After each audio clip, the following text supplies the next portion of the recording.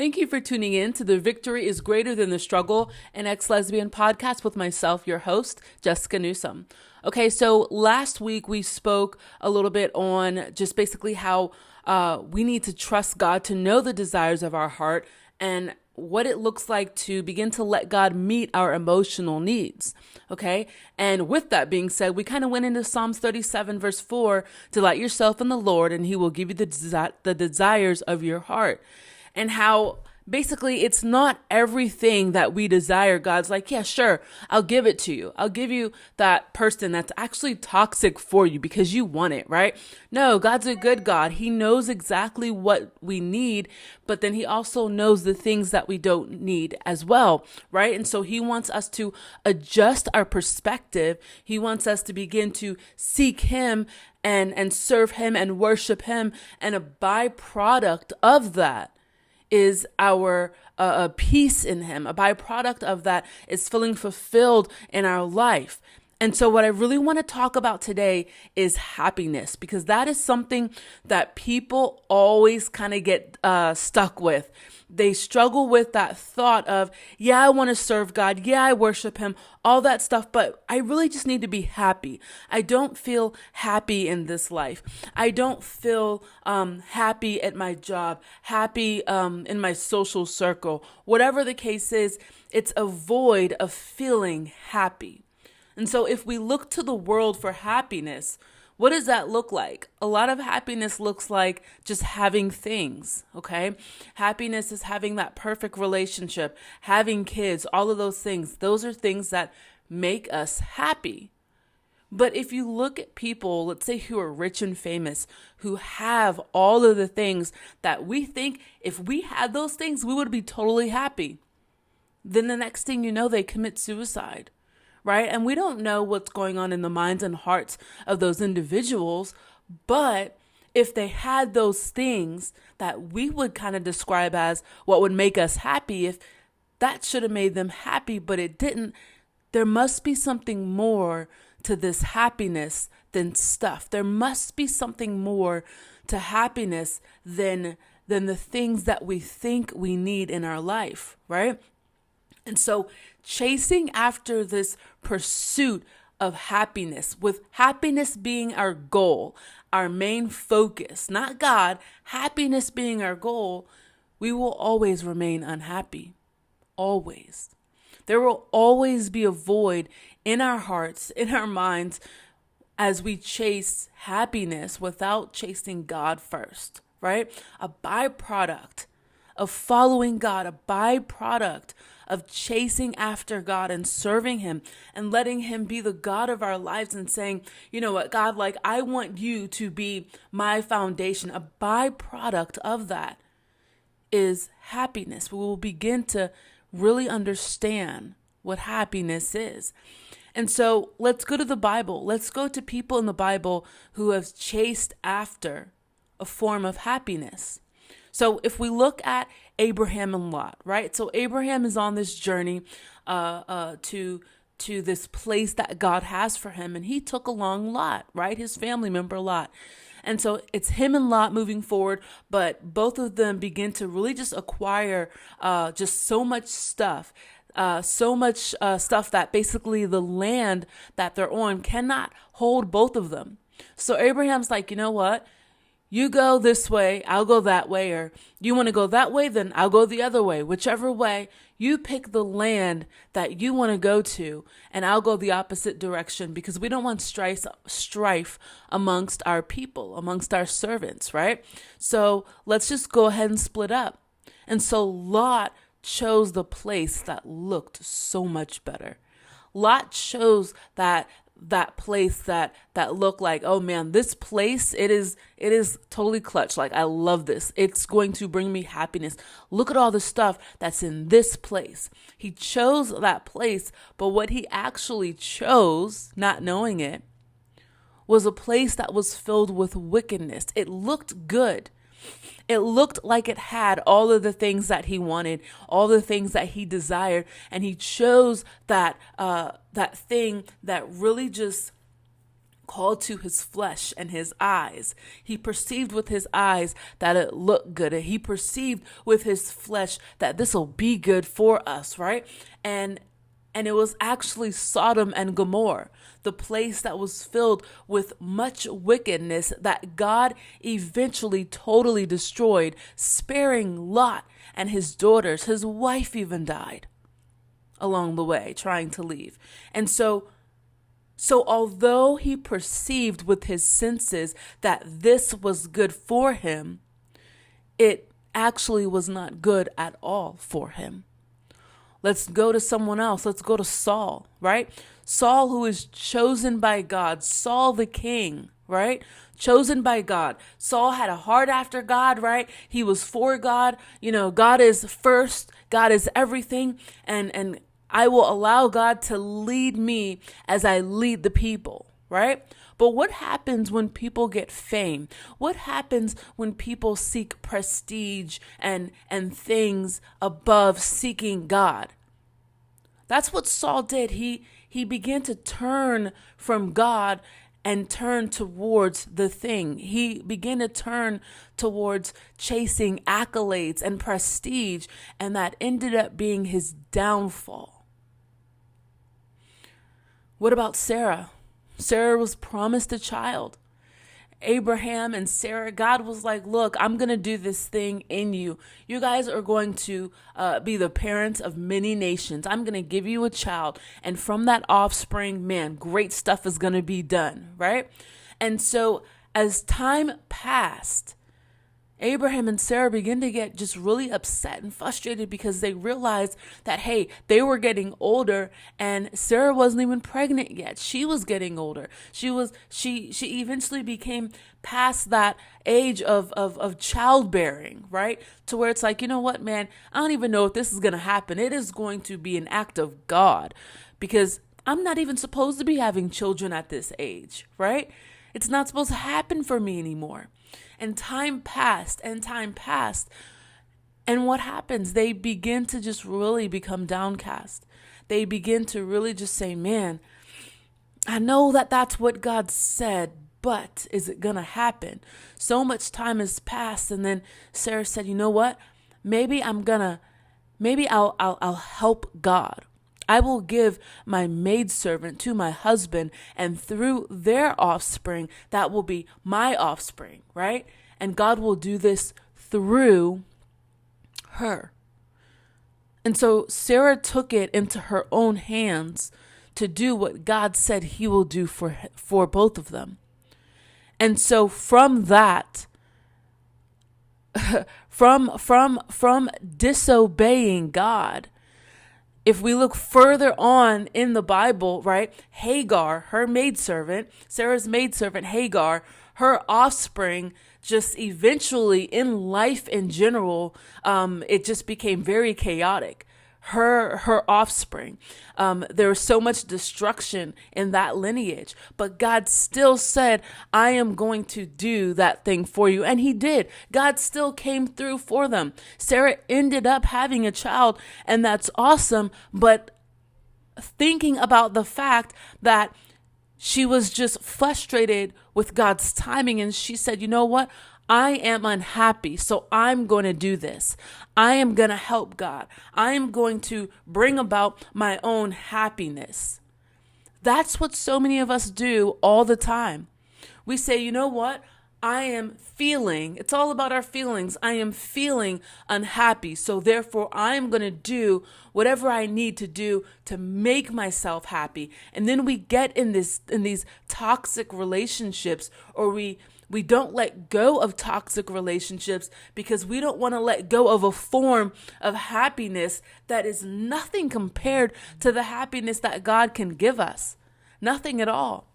And so many of us are just attached to these relationships that bring us down and just pull us further and further away from the things of God. And we are stuck in this place to where we are not letting God grow us into the men, into the women that God has called us to be. We're in this stagnant place to where nothing is really happening in our life, to where we are waiting for the promise but clinging on to the old. And then we begin to justify this place that we're at.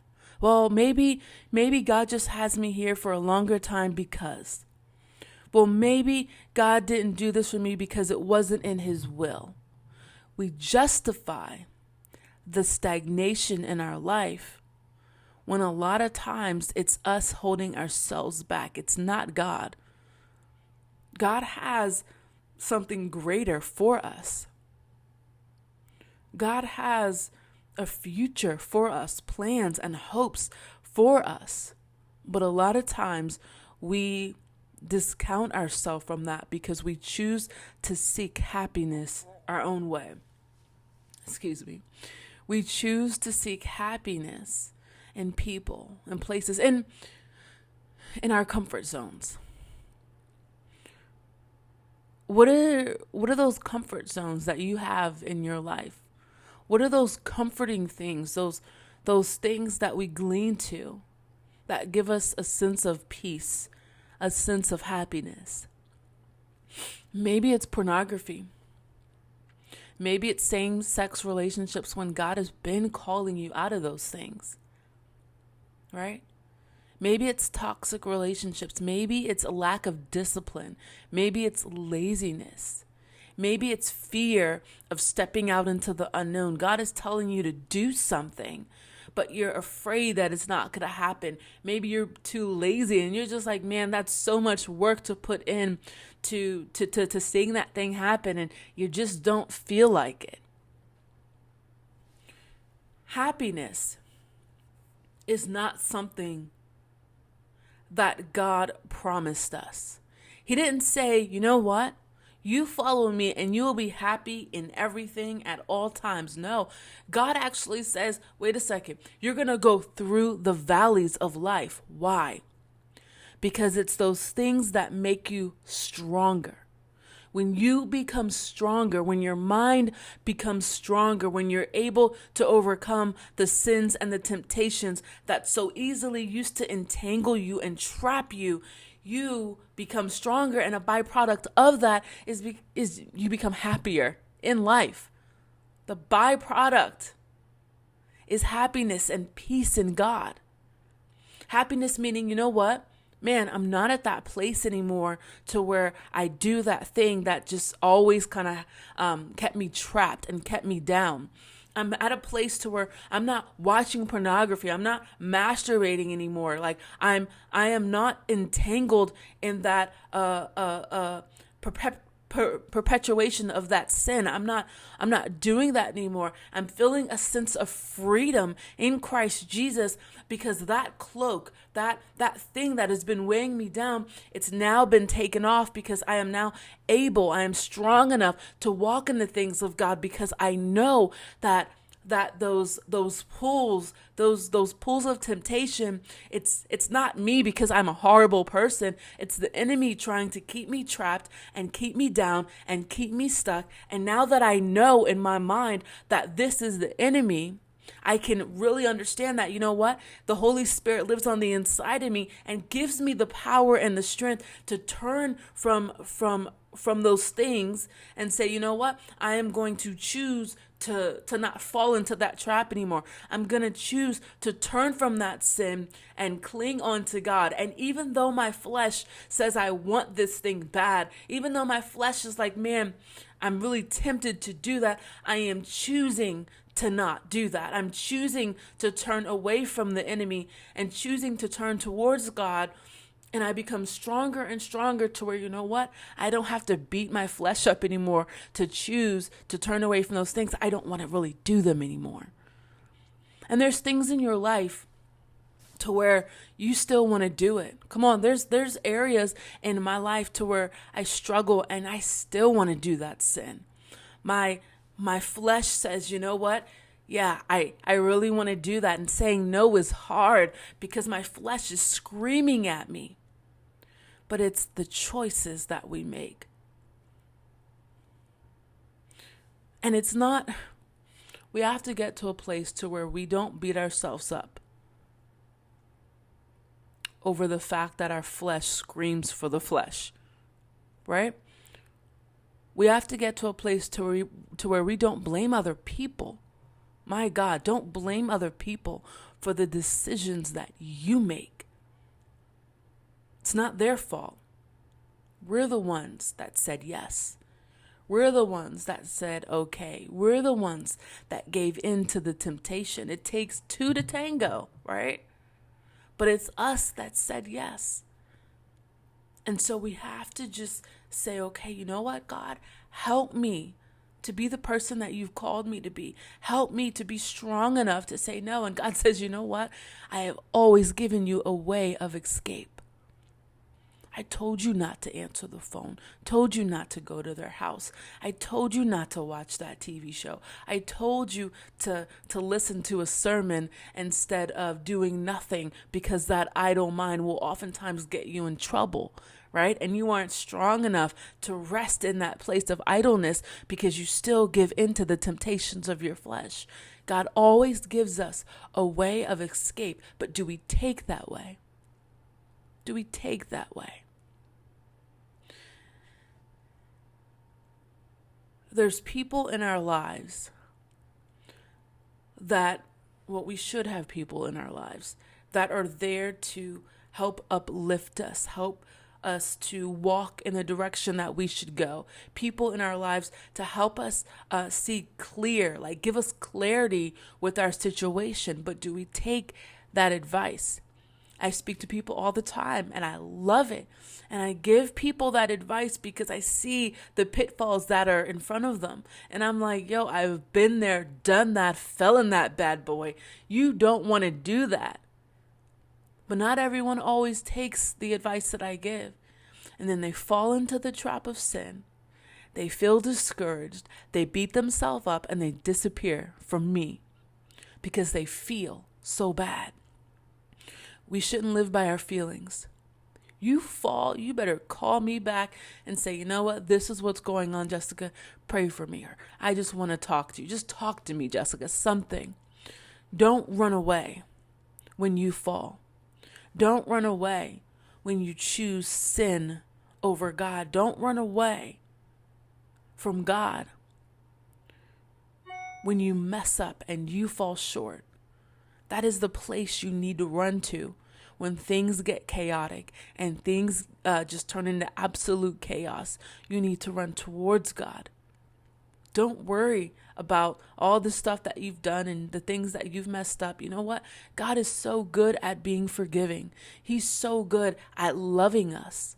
We need to learn to emulate that and love ourselves and forgive ourselves and move forward after we mess up and say, you know what? I wash my hands of it. Let's run straight forward towards God. When I mess up in life,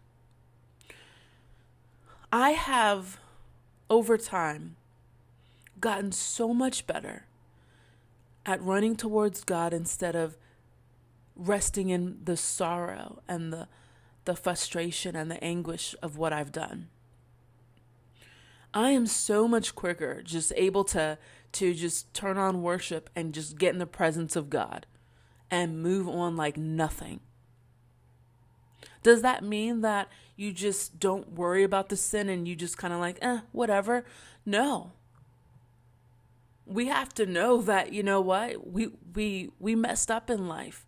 We messed up. We're going to feel that burden of that. But we have to give those burdens to God. We have to give that burden to Christ Jesus and say, you know what? I give that to you. I'm moving forward. I'm going to chase after you.